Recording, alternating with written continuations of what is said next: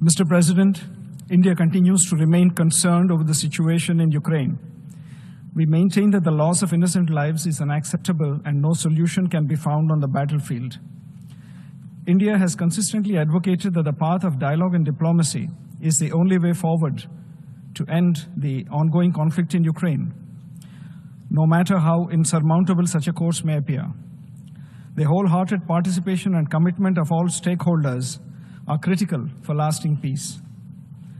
Mr. President, India welcomes recent positive developments in this direction. We endorse the summit meeting in Alaska between US President Donald Trump and Russian President Vladimir Putin. We appreciate the progress made at the Alaska summit. We also note the subsequent diplomatic efforts by the US President in engaging with Ukrainian President and European leaders in Washington, D.C.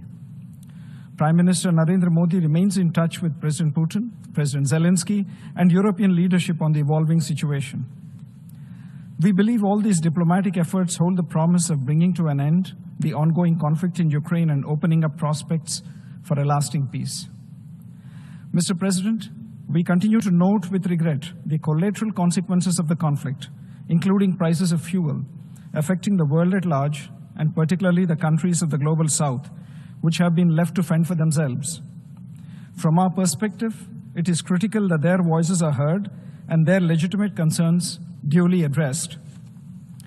India's approach to the Ukraine conflict continues to be people-centric, providing humanitarian assistance to Ukraine and economic support to our friends and partners in the Global South, including some of our neighbors who are facing economic distress.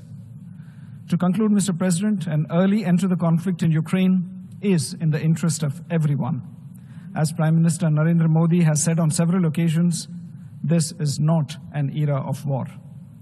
India stands ready to support diplomatic efforts for an early end to the conflict. I thank you, Mr. President.